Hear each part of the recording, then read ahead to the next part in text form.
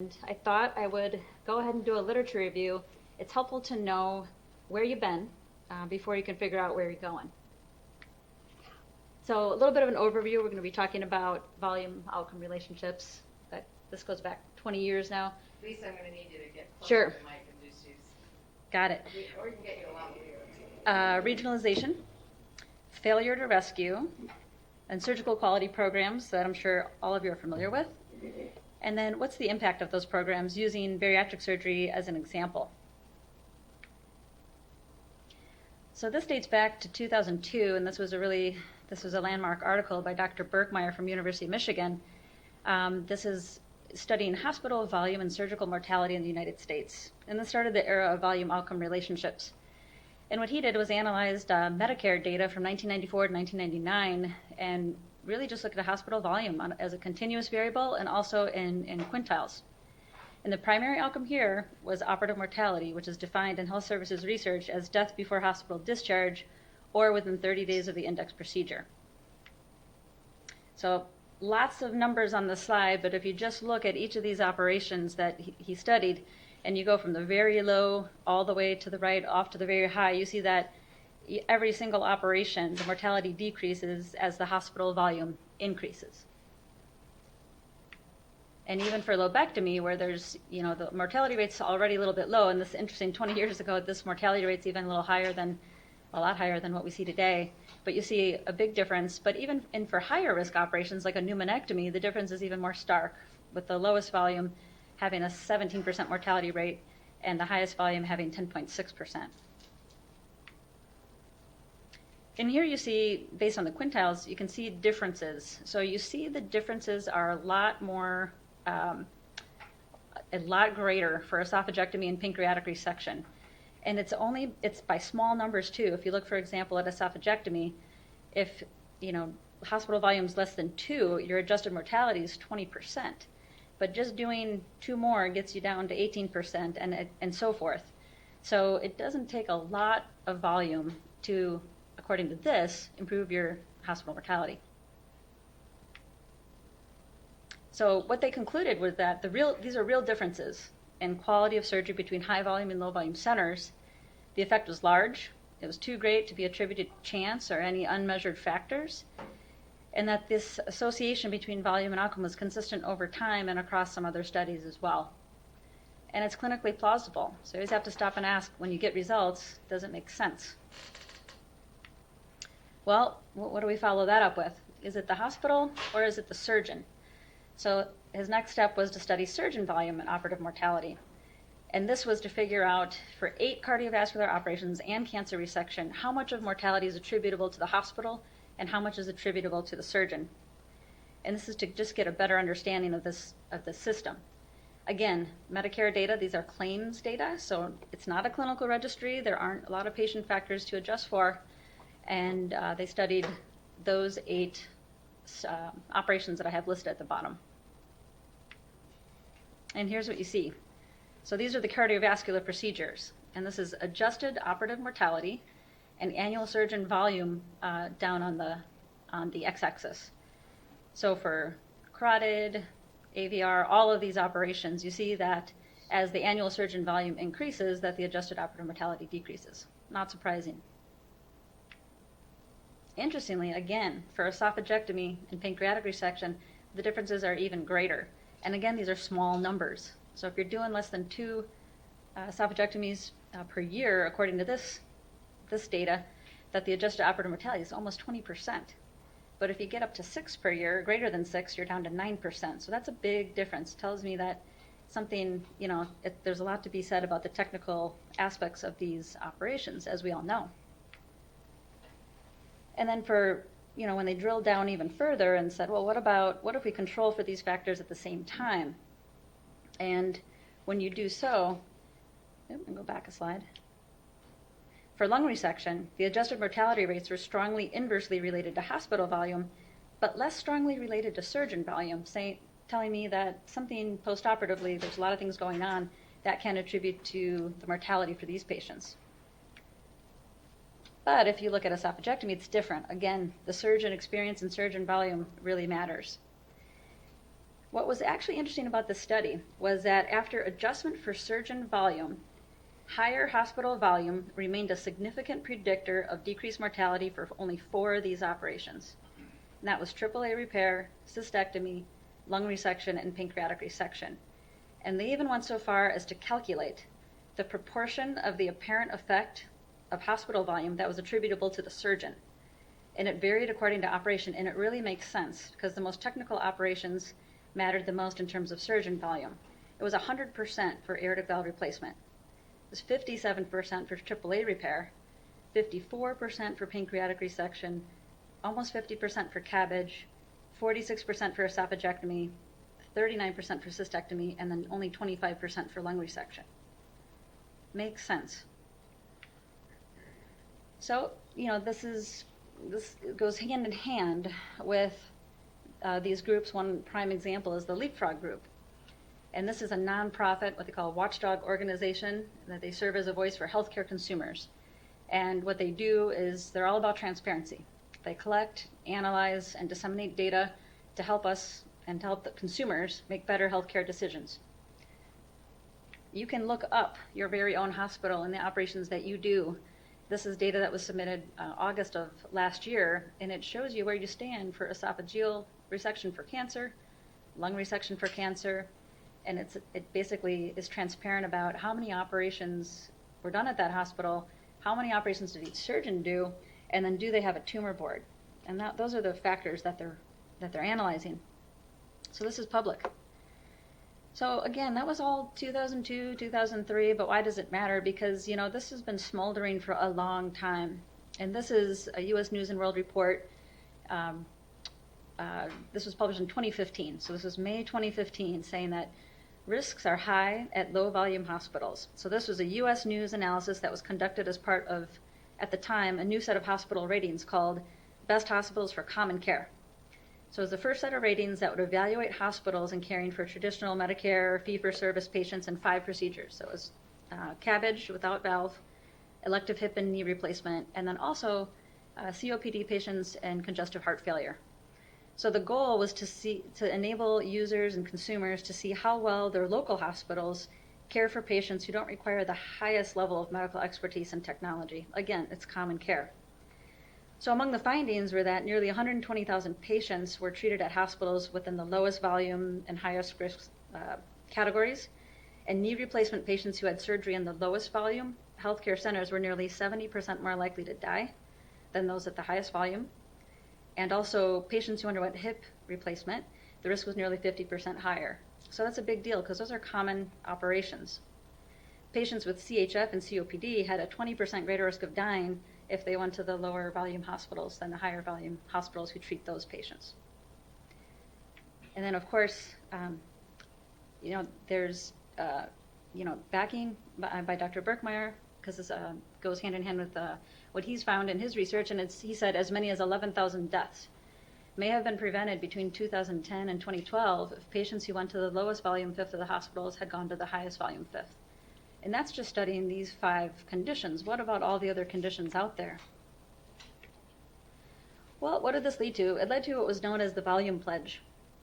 In May of 2015, around the same time, leaders at 3 systems, Dartmouth, Michigan, and Johns Hopkins, publicly announced a Take the Volume Pledge campaign to prevent certain surgical procedures from being performed by surgeons who don't do enough of them, and to prevent those procedures from being done at hospitals within their healthcare system that don't do enough of them.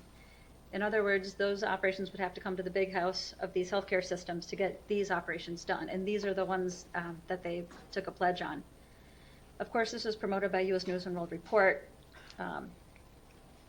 and not long thereafter, a month later, there's of course a backlash, because what's a big issue is access to care. So what Dr. Birkmeyer said, if low-volume surgery were a drug, the FDA would have banned it long ago. It's a pretty strong statement. And then this general surgeon from North Carolina said, well, it all boils down to access. Not everybody can go to the big city to get something done. I have patients who struggle to get gas money to even come to my office. So we're still dealing with this. And I encourage, the residents to, once you get into your subspecialty, take a look at the data as it applies to your specialty, because these types of analyses have been done in just about every single type of surgery. So my colleague and friend, Dr. Farja up at University of Washington, used the STS database to see if taking the volume pledge mattered for lung resection patients. And the difference is that a lot of these landmark data use claims data, which is great because it's a huge repository, but they don't have the clinical registry data that allows you to adjust for a lot of other factors. In addition, if you think about a claims database, there are primary and secondary diagnoses, and you really don't know if it's truly a complication or not. Whereas in a clinical registry, I can guarantee that what we check on those boxes, the post-op complication, actually is a complication, and it's not mined from billing data. So what he found was that, what we looked at, and I was actually co-author on this, were the volume pledge criteria for lung resection, which is greater than or equal to 40 per year per hospital and 20 per surgeon. And to satisfy these criteria for this study, both the hospital and surgeon had to meet the thresholds for 3 years in a row. About 30,000 patients, which is a good number, and there were 465 surgeons who had a median annual volume of 19, and 209 hospitals with a median volume of 42. And only half, interestingly, in the STS database, which is a highly kind of curated database because the participants have to pay to be in it, so it's usually academics, only half were cared for by a surgeon and hospital that met the criteria for all 3 years. So what did they find? Well, at the end of the day, we found that patients cared for by hospitals and surgeons who met that volume pledge criteria had a 9% shorter or half-day less length of stay. That was the only difference. So, we concluded that first, a volume outcome relationship may not actually truly exist. And then the extent to which these volume outcome relationships do exist, there are arbitrary cutoffs that may erroneously group high-performing and low-performing surgeons and hospitals together. So where do you draw the line in terms of the cutoff? So, we said it was given a consistent finding of no association and better, again, these are short-term outcomes among other studies and this study, as well as these empiric evidence of the shortcomings of just picking arbitrary volumes. We kind of advocated for not centralizing lung cancer care on the basis of thresholds specified by this volume pledge. Which brings up another point. The focus a long time ago was just volume, volume, volume, and then it shifted towards regionalization. So Canada is a perfect place to study regionalization given their payer system. And so Cancer Care Ontario is the agency that oversees funding for cancer services in Ontario, Canada. And this study, what they analyzed was a before and after. In 2007, they implemented a policy to regionalize lung cancer in Ontario to 14 designated hospitals. Those hospitals had certified thoracic surgeons, designated units for the patients, affiliations with cancer centers, minimum surgical volumes. And interestingly, it kind of had to be done because there were financial rewards to the designated hospitals, and there were financial penalties to non-designated hospitals who continued to do thoracic surgery. They would withhold funding for other cancer services. It's pretty, there's a lot of data packed into this one figure. And this is comparing differences in outcomes between the hospital types in each period. And what you see is that significant p-values for interaction here indicate that the relative effect between the designated and the non-designated hospitals differed between the two intervals. So in other words, if you look at reoperation, it differed between the two time intervals, and it favored, the regionalization. Length of stay favored regionalization.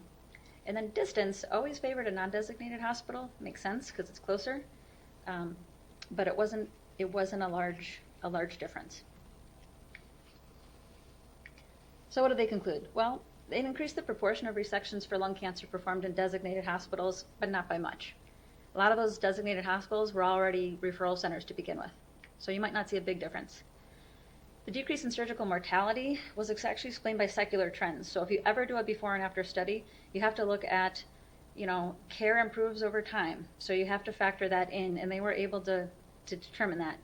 But there was a true decrease in operative mortality for these older patients greater than 70 years old. It was associated with an independent reduction in the length of stay without an increase in readmissions or ED visits. So they thought maybe this is an increase in efficiency as the complications did not decrease. And then after regionalization, the designated hospitals cared for higher risk patients. And so surgical mortality in the designated hospitals was lower in both intervals, despite the fact that in the second interval, they took on higher risk patients. And last but not least, this is always important to study in a regionalization type of analysis, is kind of access to care or some sort of proxy for it, because the reduction in access to care was very small. The average distance traveled increased by less than 5 kilometers, so not much. Well, what about lung cancer surgery? And this was a plenary session paper at the STS last year when we could actually attend in person. And pulmonary resection, they noted, had been centralized in a handful of national single-payer healthcare systems abroad and wanted to study it here. This is a Kaiser study. So it's a retrospective cohort study of all major pulmonary resections completed in the Kaiser system over that time frame. And they regionalized in 2014. So major pulmonary resection was restricted to 5 of the region's 21 hospitals and restricted to 14 surgeons. And those are designated centers of excellence for thoracic surgery. So the good thing about this study was that there's more of a difference before and after than the Canadian study, because these future center of excellence hospitals accounted for only 46% of the region's cases before regionalization, and after it was 98%, and eventually got to 100%. So big difference. And importantly, the case consolidation to these designated centers was the only stated objective was for regionalizations. There were no stipulations on surgeon volume, hospital volume. It was just basically these are the hospitals that are going to do these cases, period. So what they found was that their average facility volume tripled and the surgeon volume nearly doubled at these centers. And the proportion of cases performed by board-certified CT surgeons reached 100% by 2017.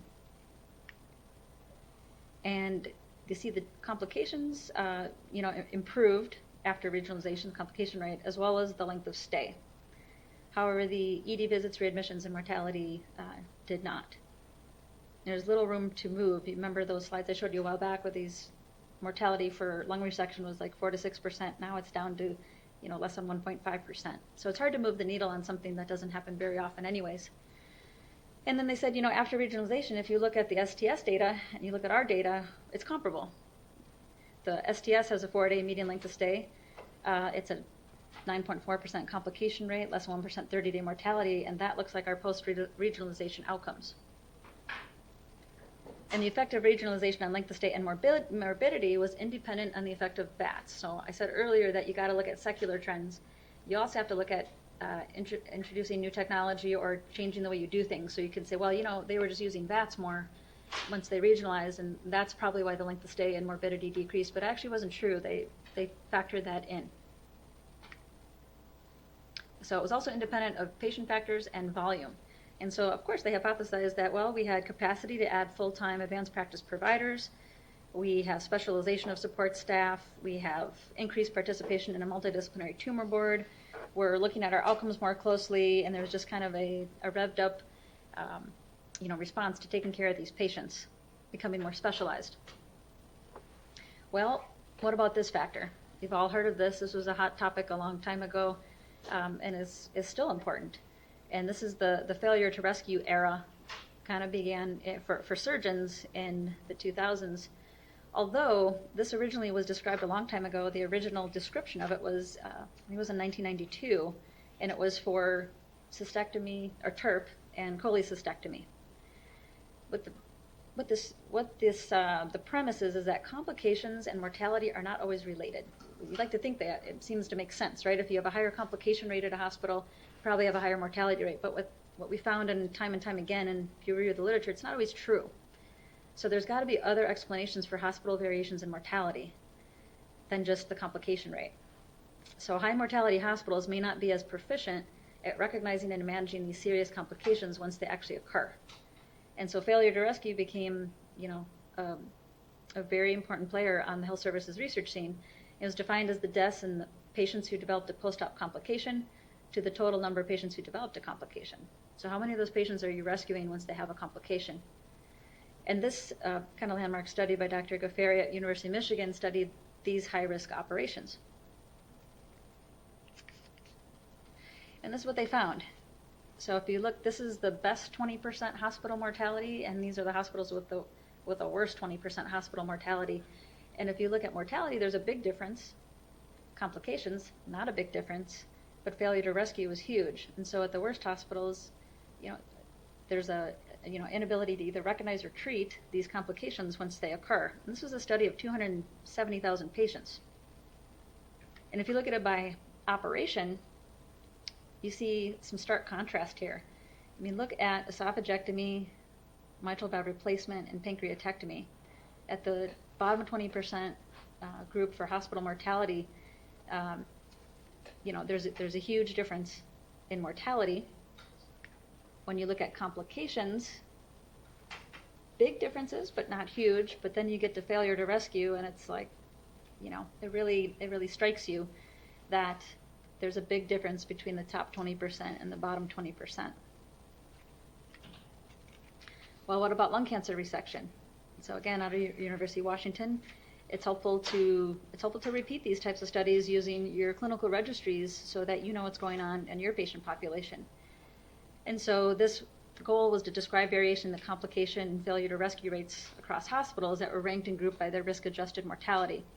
And so we have common definitions in the STS database. One of them is major complications, another is pulmonary complications, and the ones with the star on the left also belong in the pulmonary complications.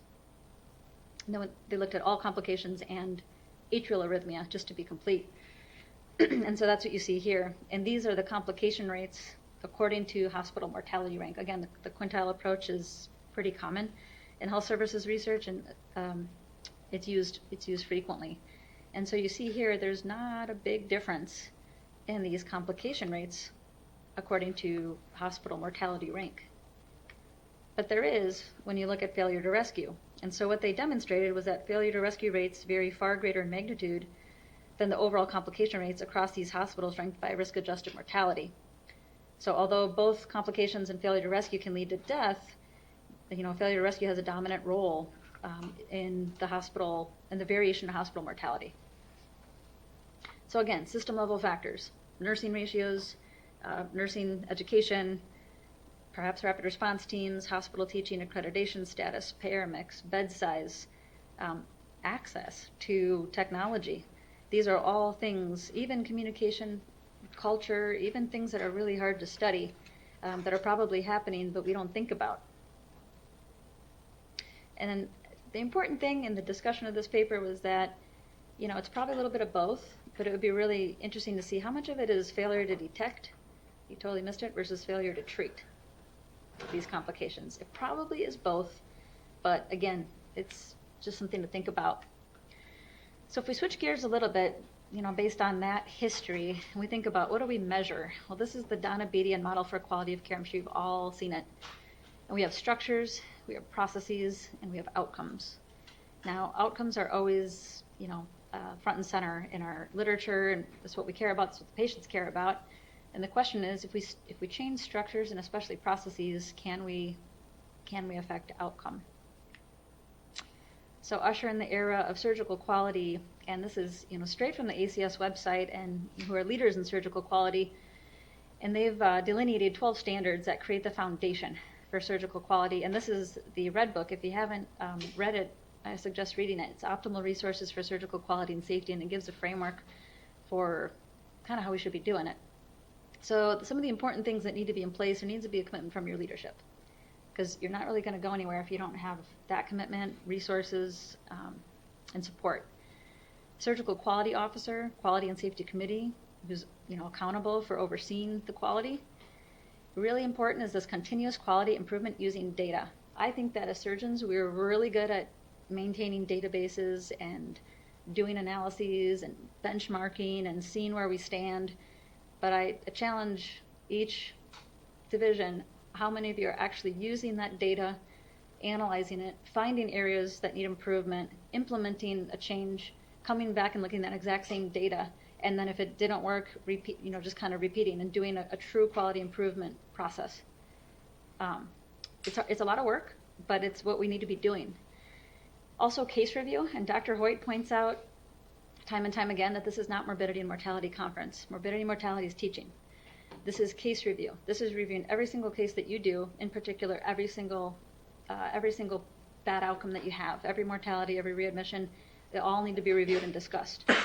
Surgeon review. We all need to look at our own outcomes and compare them to our colleagues. And if one of us has a higher complication rate, can the others help?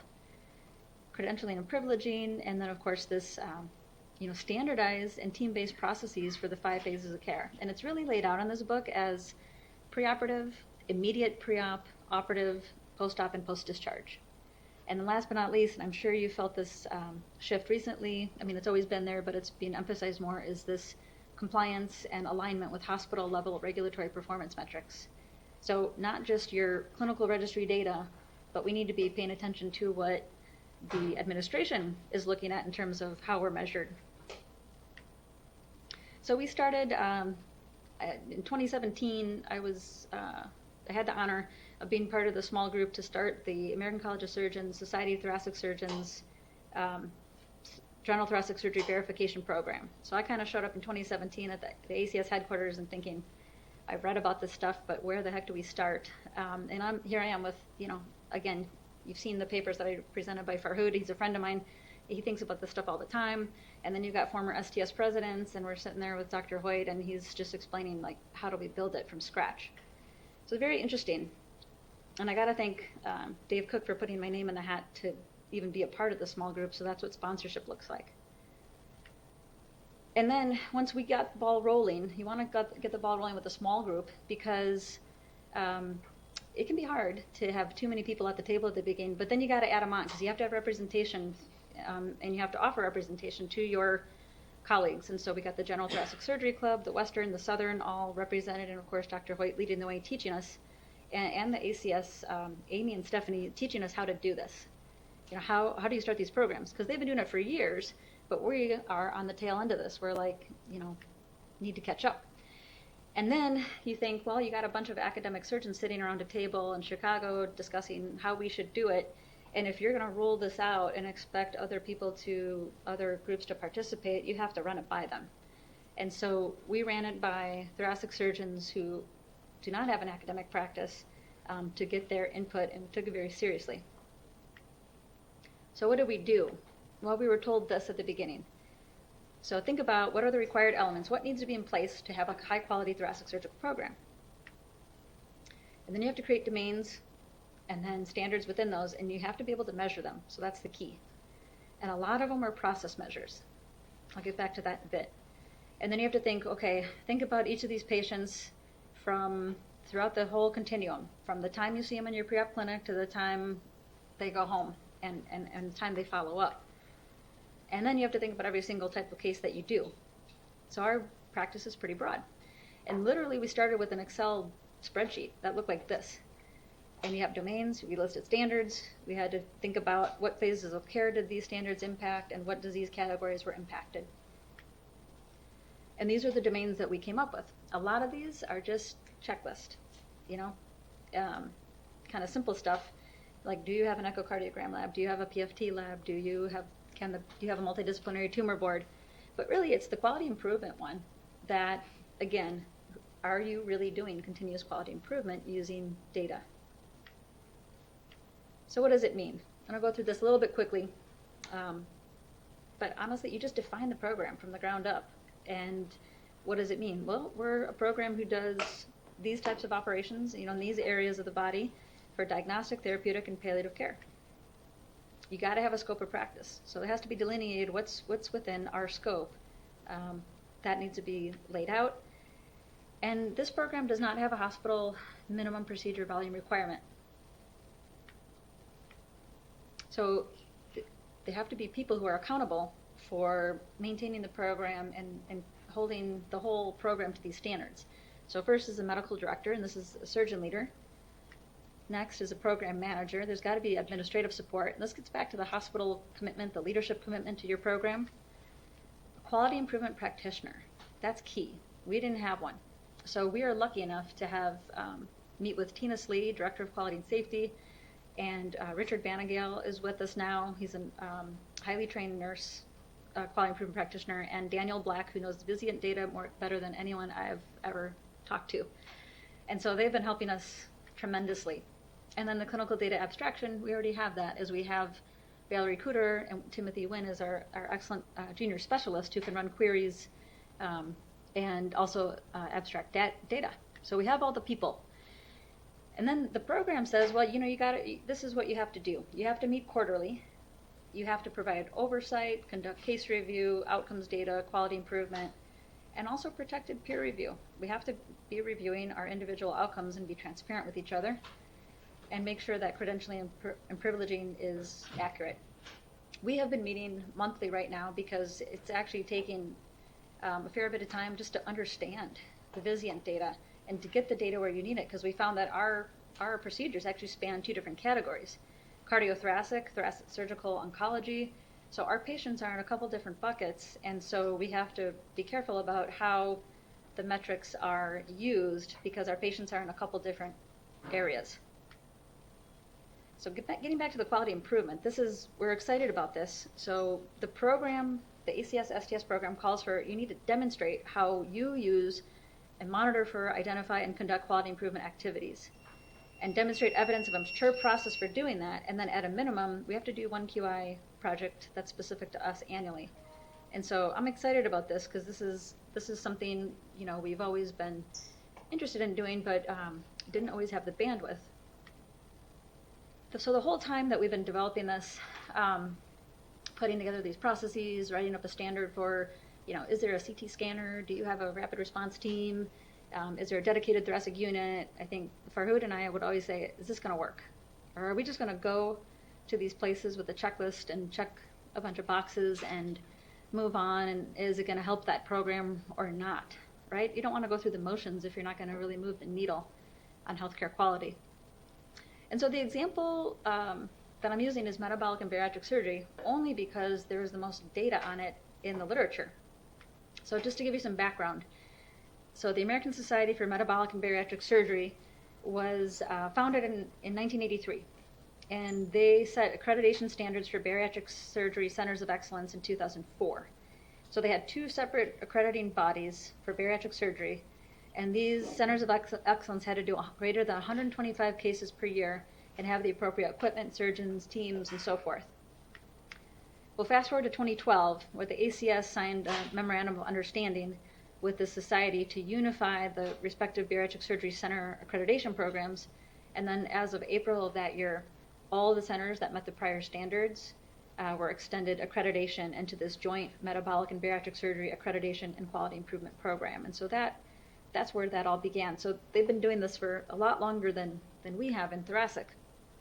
So if you look at the study by this group, it's the nationwide inpatient sample from 2010, and they looked at a lot of outcomes, and they compared unaccredited and accredited bariatric hospitals. And you see here that for patients who were cared for or underwent surgery at an unaccredited hospital, there was a 9% greater risk of complications, and there was a 2.3 times greater risk of death at the unaccredited centers. Probably not surprised. You're thinking, well, unaccredited versus accredited. Accredited is higher volume. They have all these resources. But then, thinking outside the box is the Michigan group, and they analyzed using the Healthcare Cost and Utilization Project inpatient database, 165 bariatric centers. And what they were interested in was, we're only going to study centers of excellence by volume, and we're going to try to figure out if there's variation. So if you go to a center of excellence for bariatric surgery, will you consistently get the same care because of the hospital designation? And you see here that each of the categories, low volume, medium, and high, there were 55 hospitals in each of those categories. But what you see is huge variation in the range of complications. If you just look at the complication rate, it's low. But if you look at the complication range within each of those volume categories, it's quite significant. And so what they concluded was that there was widespread variation in quality, up to 17-fold between top and bottom performers across these bariatric centers of excellence in the U.S. And so similar to findings, in other countries, they suggest that participation alone in the Center of Excellence program did not ensure, not guarantee, high quality care. And so, still leaves you with the question, getting back to this model, it's just something to think about. How do we do it? I think that this has been going on for years and years and years. In fact, there's even a paper from 1979 in the New England Journal of Medicine that pushed for regionalization of surgery. So I'd say the debate continues, and we have to figure out how to do it better, how to do it best.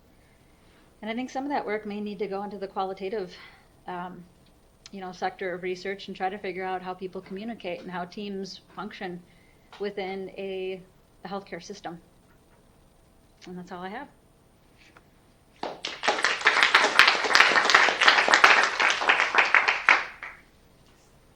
So, Lisa, what a great sort of overview of this whole process. And, if you look at the history of the college from the days that they started Joint Commission, for better and worse, now that we all aren't even sure we like Joint Commission anymore, but the focus on quality has mattered, and it's always mattered to surgeon because we do acts of commission.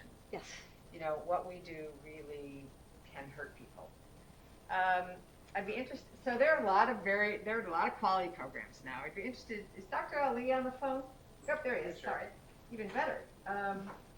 You were, I would say, so trauma obviously started this whole thing a long time ago, and the Commission on Cancer tried to do some things at least around standardization of diagnosis and related to that. But bariatrics was really the first sort of non-trauma program. Do you want to make a comment on what you think that has done for your field?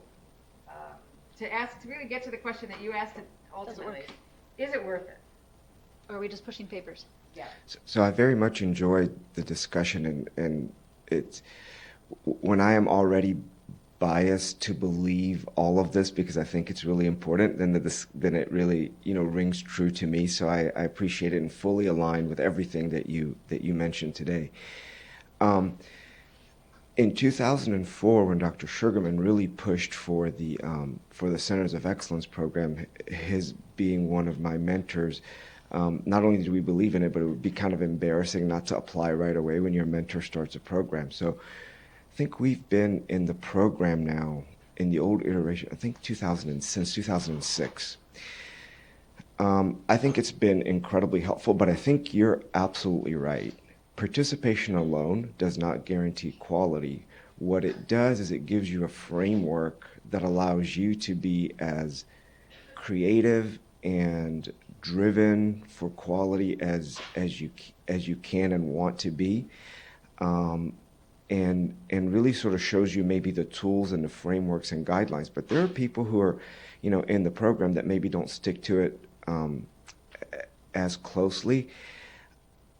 The next step could be, so right now we report data on 100% of cases, right? And we look at our semi-annual report very closely, and anything that's an outlier we do a deep dive on. But the step, which is a highly controversial next step, as I think you've probably seen in developing the thoracic surgery, is using those data to change accreditation status of programs. Because right now, it's a reporting and you get but no one acts on the data. You could be, a needs improvement in every single category. And as long as you sort of meet the criteria for the program, you're still okay. So the question about whether or not it makes a difference also talks about the enforcement. So I think I just, everything you said really resonated with me, and I think that's the next step, but it's a very controversial and courageous step that has to be taken. Jim, want to go? Clark. Thank you, Dr. Brown. This is obviously a gargantuan task and fantastic work, and I believe the data as much as you do. To play devil's advocate, I'm curious what your thoughts are, or what some of the community hospital advocates you talked with are on the aspect of access to care, and what patients who have difficulty getting to the big city are going to encounter as this proceeds. Yeah, so we talked about that a lot because the thought was, it's different for trauma, right? You have tiers. So what we didn't want to do, we talked about doing this and saying, level 1, level 2, level 3. But then what you don't want to do is you don't want to create this tiered system where there's some high performing hospitals, for example, Memorial Sloan Kettering. They don't have cardiac surgeons on site and access to ECMO and things like that. Whereas if you're a transplant center, you do. So we didn't want to set that cascading system up and say this place is better than this place, so it's going to be uniform. And what we did was we said, don't set the bar too high, because a lot of those places that are doing high quality thoracic surgery are going to be excluded, they're going to be left out, and then those patients in that area are going to not have that access. And so it's all about how you titrate those standards. So if you look at the document that we came up with, it's not a super high bar, but the point is what Dr. Ali mentioned, is it's really critical that Dr. Hoyt emphasized this time and time again and said, it's about getting your leadership committed, your hospital, your institution committed to your program, and such that we can come in as a third party, expert on surgical quality and look around and say, your thoracic surgeons need X, Y, and Z. They're doing really good at A, B, and C, but they could use these resources. And then hopefully you get those resources, but then you have to leverage them. And so it's basically just trying to get resources in the hands of the surgeons at that center, who then have to take the ball and eventually run with it. And so the hope is to not exclude centers. And the current concern with that the other surgeons had at the Kaiser systems and the private systems was, who's going to pay for this, right? And that's a concern that we all have, is who's going to pay for all this? Who's going to pay for this quality improvement practitioner and this data abstractor if you don't have these things? And so therein lies the challenge sometimes. But what the ACS, and you probably know more about this than I do, I'm sure you do, Dr. Shurkovich and Dr. Farmer, but is, the motto kind of at the ACS is, if we don't set the standards for ourselves, you're just going to leave it to a third-party system to set them. And then at the end of the day, is this ever going to be, for thoracic tied to reimbursement? It's not right now, but it could be. And so you want to be on the front line of setting the standards for your own specialty. Thanks. Long-winded answer to your. Yeah, it was a tremendous summary of the issues surrounding trying to develop a quality program within a subspecialty. Great to see you and Farhood on the committee of running it. That's terrific. The Committee on Trauma, when it was first founded, was met with incredible resistance from other members of the college because of the American kind of cultural problem of, you can't tell me what to do. Can't tell me what to do, wear a mask. You can't tell me not to go to dinner. You can't tell me to spit on my neighbor. You can't tell me anything. It doesn't matter. And so that's the American culture. And so trying to get a group to try to abide by practice patterns is very difficult. The compromise the Committee on Trauma made with the rest of the college was to say, we're not going to define what a surgeon could do. We're going to define what resources a hospital needs to be a specified trauma center. That's very reflective in the name of the book that guides the quality of trauma program, which was initially called Optimal Resources for Care of the Injured Patient. So there's inherent structure on the first time. And Chris is here, and everyone else in the trauma community knows, you go out and review hospitals and you look at their structure, and then you looked at their process. But now they've changed the name of that document to Resources for Optimal Care of the Trauma Patient. And so it's now focused from the structure into the care that's provided. And it's not quite there yet in measuring outcomes as defined, whether you need a level 1 or level 2 trauma center or level 3, but it's moving in that direction. And that certainly is the right direction to go, but it's been a very long 50-year project to try to implement those sort of effects that exist. I just want to make that comment about the Committee on Trauma, how it's moved down the structure, process, and outcome sort of pathway. Last point I'll just make briefly, and you touched on it, is the difference between what institutions look at in the United States and what individuals, practitioners, physicians look at is quite different. There's the administrative big databases, and there's the outcomes of the entire hospital, that's what the administration cares about, whether that's Leapfrog or U.S. News and World Report or Vizient or any of those qualities. And they're much based on just sort of functional data that comes from discharge data. What we care about, which is why we're here at M&M, is individual physician performance and individual complications. Both of those are extremely valuable, but that gap needs to be bridged in any methods possible. And I think what you're doing is trying to make that effort to combine those two, that administrative database and individual performance, and trying to come at a way to look at them both. And I think that's absolutely essential to continue the quality initiative. So thanks for the presentation. Really nice. Thanks. So you bring up a good point, because I'm talking to Daniel Black, the Vizient guru, We're going to start providing him with the standard STS metrics, so he wants to compare and he wants to see how the Vizient data compare to the STS data. Will be interesting. Dr. Brown, this is an incredible talk, and I really appreciate all the hard work that you put into getting our STS ACS thoracic surgery accreditation. It's a lot of attention to detail, moving parts, and I applaud you for that. I have two questions. One of my mentors once said to me, the best way to become a 2-star program is to let everyone know you're a 1-star program. And it kind of dovetails on what Dr. Ali said, that we get a Hawthorne effect, and the accreditation is the first step. But then what do we do for programs who are need improvement all the time? What are your thoughts on public reporting, and specifically sort of nuanced public reporting outside of Leapfrog, which is volume binary, but really risk-adjusted public reporting and other sort of metrics such as that? And the second question I have is, talking about regionalization. I know with our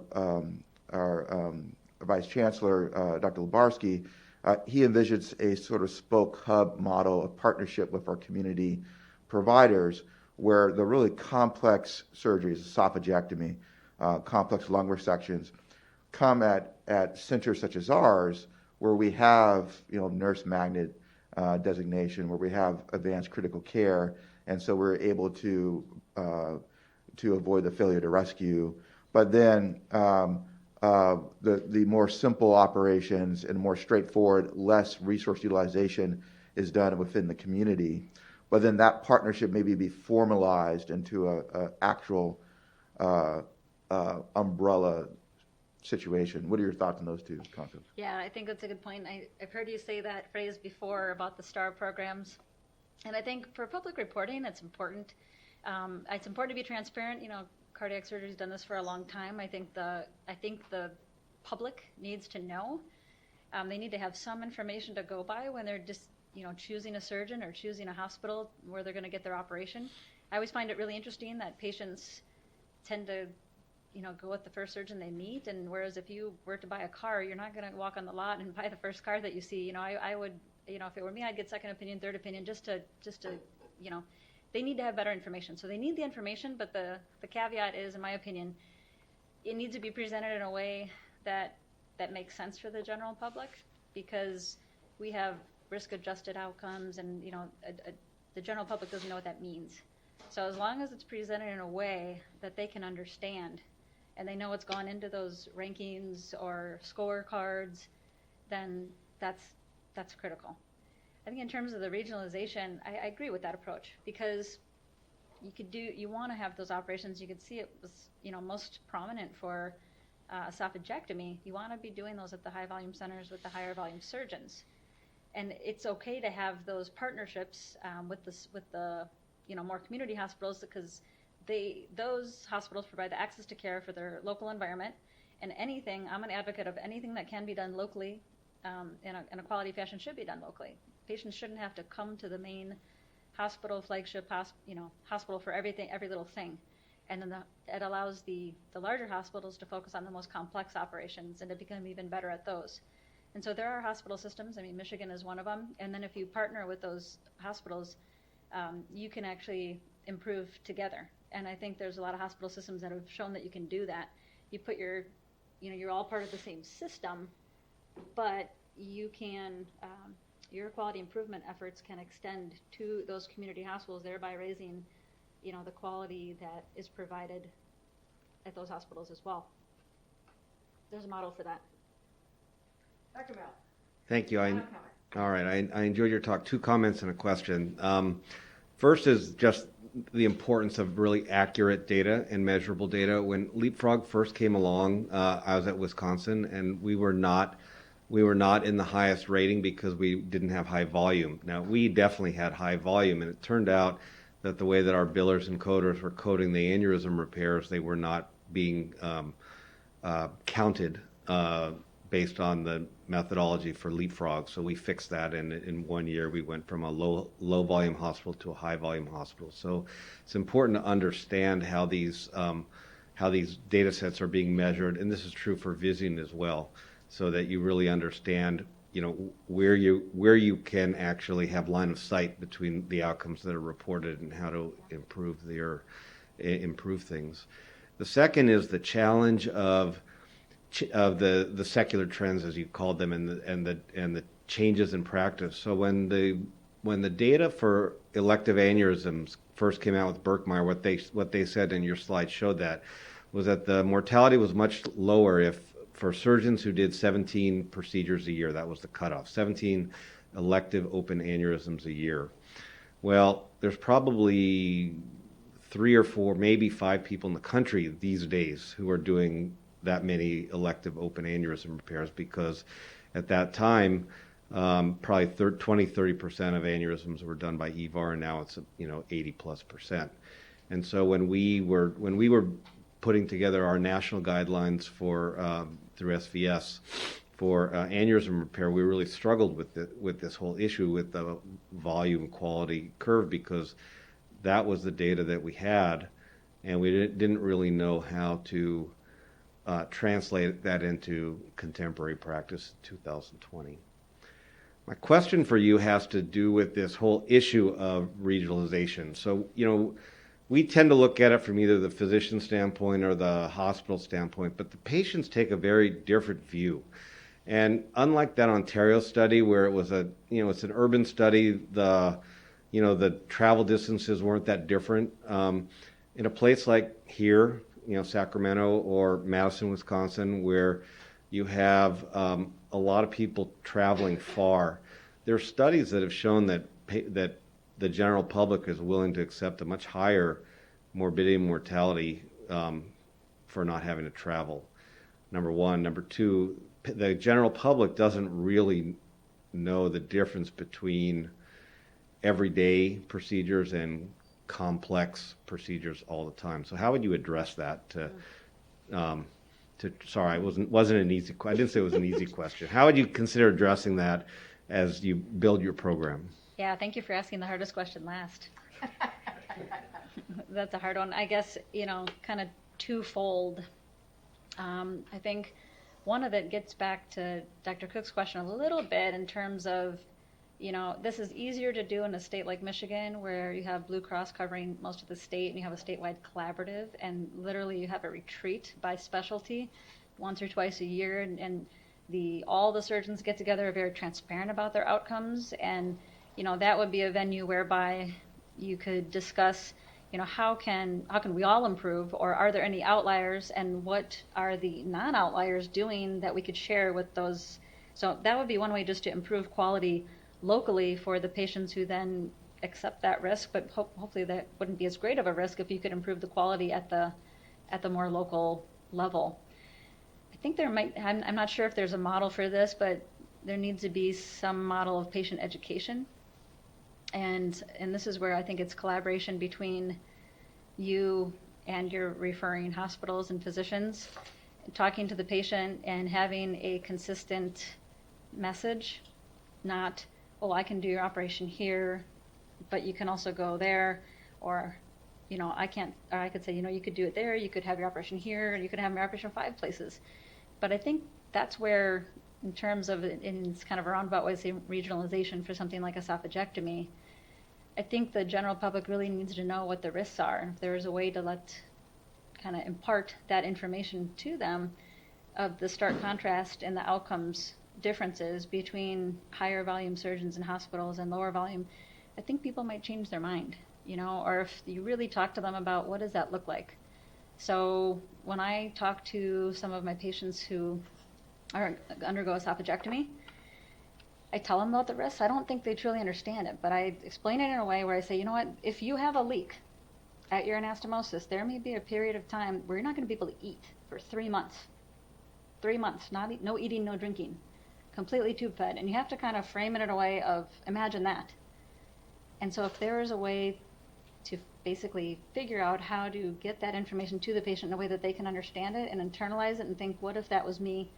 Rather than these abstract numbers and data, it's kind of throwing data at patients doesn't work. You have to personalize it.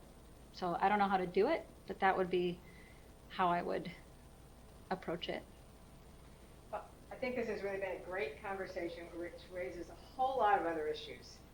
You know, what's the role of money in all of this? You know, if it wasn't a competitive financial environment, would that change how people make decisions? Would that change, instead of marketing ourselves, which frankly we all do, and I encourage you lots of the time, we might be educating people. What about the quality industrial complex, right? We have the medical industrial complex, but in the last decade, I would say we've seen this burgeoning growth in the whole quality business. I mean, we've probably got 4 to 6 times the number of employees in quality than we had a decade ago. Have we improved quality? I honestly don't know. I don't either.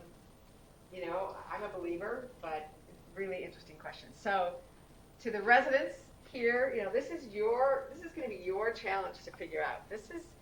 There's something not right that we get more opinions about buying a car than we do about having an unbelievable